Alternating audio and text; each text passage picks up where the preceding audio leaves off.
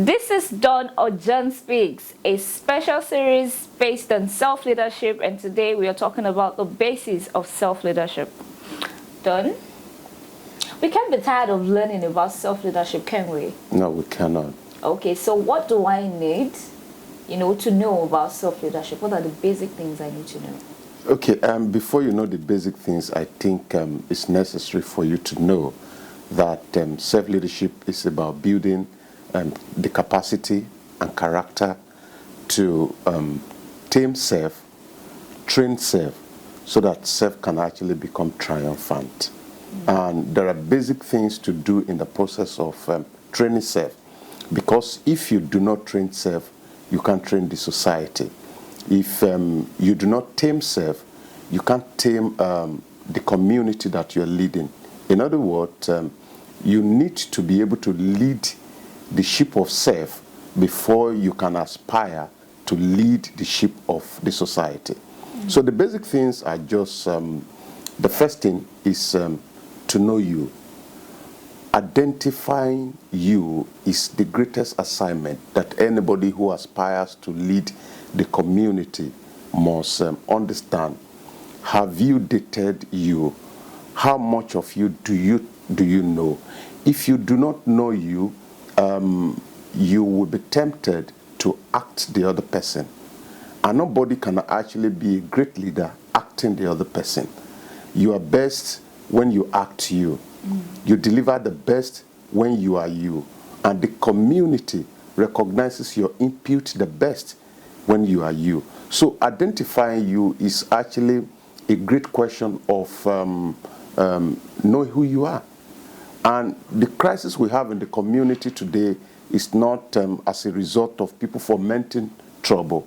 It's actually a product of the fact that people have not been trained over the years to actually identify themselves. So if you want to lead the community, you have to start by leading self. But the first basic thing to do when you want to lead self is to actually identify you. Yeah. So that's the first thing a person has to know. Absolutely. Has to, live by. So be a well self-led person. Yes. Okay, so what are the other things? Okay, the second thing is actually to know your path. After knowing you, knowing the question of identity is actually the greatest question that anyone can answer. In fact, if you answer the question of identity, you have solved 60% of the issues that will come out of life. But again, it's very important in the process of knowing you, you must also try as much as you can to identify your path.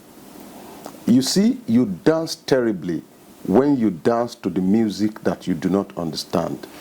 And when you talk about the music, it's not the words of the music. It's actually the component of the instrumentality. Now, the best way to understand the music of life is to know your path, because you do well on your path. In fact, when you concentrate on your path, you stop competing with others. When you stop competing with others, you discover that you are the only one left on the path.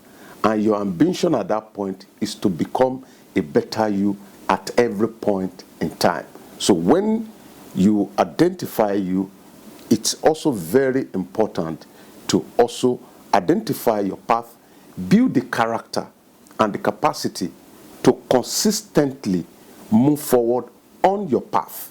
So anytime you see somebody who consistently moves forward on his own path, that person is actually creating the capacity to move the entire society forward. In other words, if you are unable to move forward consistently on your identified path, then you are not qualified to actually move the community forward. And like a philosopher said, no matter how long you have traveled on the wrong path, you cannot get to the destination. So, and your destination is not in place, it's in daily decision. So you have to make the decision to actually consistently walk and move forward on the path that you have identified. Wow, wow. I caught it when you said it doesn't matter how long you travel on a path, so far it's On a wrong path. Yes. Yeah. On a wrong path, you never arrive at your destination. We are actually getting to the core of it because if you know you and you have identified your path, the third thing to do is actually to trap you so that you are able to walk on the path that you have identified. Human being is created with many abilities. No doubt about that a lot of us have a whole lot of talents. And identify the path is actually not an end itself. It's actually a means to an end. So one thing you need to do is to build daily discipline to walk on the path that you have identified. And that's where trapping you actually comes in. You see, we wake up every day to identify a new path. We wake up every day to desire even the business of our neighbor. We wake up every day to aspire to be someone different. But in all of this, you must also understand that the third rule of self-leadership is actually for you to be able to stay on the path consistently. So that's where the issue of discipline actually comes in. Because I have said it before that discipline is the fence that great people build around their destiny. That's telling you that you are going to do one thing consistently. It is one of the most difficult things to do, to stay on one path, to be on one business, and to do anything consistently. But we must continue to lay emphasis on it, that the miracle of all men lies in their ability to do something consistently. So, what you're praying for is actually a miracle. But the way the universe honors your prayer is to give you the ability to do one thing consistently. So, any man who lacks this ability cannot lead the community. Or let me put it this way, any man who cannot stay on the path consistently cannot lead self efficiently. And when you cannot lead self efficiently, you have no business in aspiring to wanting to lead the community. So, trap you is staying on the path, painfully staying on the path, staying on the path when the results are not visible, staying on the path when the process becomes extremely painful, staying on the path when discouragement creeps in, staying on the path when the entire community thinks you are not doing what you're supposed to do. So I say it again, that the miracle of every man lies in staying on the path consistently. So you need to be able to trap you. Wow. I bet you agree with me that staying on the path, regardless of all these things that you've mentioned, is not an easy task. It's not. So what would you tell anyone out there who, finds it hard to stay on the path or is at the verge of, breaking into something else, which is different from what is exactly their path? What would you tell such? No, there's nothing wrong if actually you desire something different from what you're doing. Okay. There's nothing wrong about it. But the question always is, does it fit into the picture? If it doesn't fit into the picture, then you need to build more discipline to be able to align or to stay on the path. You see, for people who do more than one, 2 or 3 businesses, you will agree with me that if you study their life, those businesses you see are actually a product of one path. They have stayed on one path consistently for a very long time, and they have almost become a master in the path before they start to break out. But the problem we have, mostly in Africa, especially when it comes to self-leadership and business, is that you are staying on the path, but you are peeping at the path of others.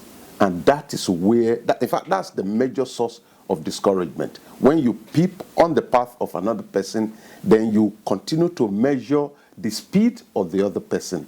But if you stay put on the path, eyes on the ball, consistently walking on your own path, you discover that at one point or the other, discouragement will also disappear.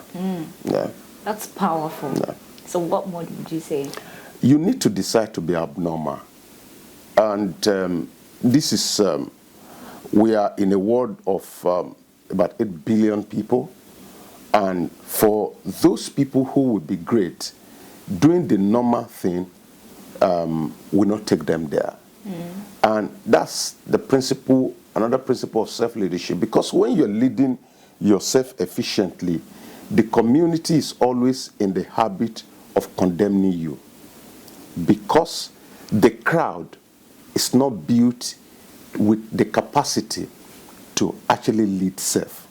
So anywhere you see the crowd, you know that they may not move far. Anywhere you see a path that is filled with people, a mentor once said that, go to Oshodi and see people there. But go to the airport, measure the number of people there. Go to the bus terminal, look at people there. Those people that are walking are almost times anything of those people that are flying. In other words, those people that will attain greatness must, as a matter of fact, decide to be abnormal. What does it mean to be abnormal? It's actually exercising yourself in a trapped manner. It's actually behaving in a manner that shows that you no longer own yourself. It's approaching issues with vigor and determination that is almost non-existent with the crowd. So that's what it means to be abnormal. I'm going to get these things done. It doesn't matter what it costs me. When you see people talk like that, those are the people that have understood the principle of self-leadership, no matter what it costs me. And when you ask great men what it actually cost them to be great, they tell you everything. Why is it everything? Because they've subjected themselves to the principle of the path. And what is the principle of the path? They do no longer own themselves. They are sold out to their vision to the point that self has taken a secondary place in whatever decision. And what is self? Wanting to eat at all times. What is self? Wanting to sleep at all times. What is self? Having pleasure always. What is self? Just wanting to lounge around without achieving anything. Those are the elements and the characteristics of self. When you decide to be abnormal, it means that, like they say in religious circle, that you have actually nailed self to the cross and you are no longer living a normal life. So you are, as a matter of fact, you need to decide to be abnormal. You need to decide to be abnormal. And abnormality in this case is you doing the extra, like doing something totally unique and not necessarily, with going with the flow.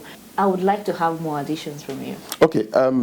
You also need to be able to lead self efficiently. You need to identify when your good actions amount to stupidity. Because there are a lot of good things in the community that you really want to do. You go to pick an MBA, for example, with 6 million, you end up with a job of 60,000, for example. So these are good things, but you must actually know when those your good actions amount to stupidity. And that means that you must develop the capacity to be able to pick the great out of the good. Usually we are confronted with a lot of good decisions. Oh, I want to do this, I want to do this, I want to do this. But for any man to be able to lead self efficiently, he must be one who has developed the ability to pick great from good. If you do not develop this capacity, man will often fall off the path quickly because of good decisions.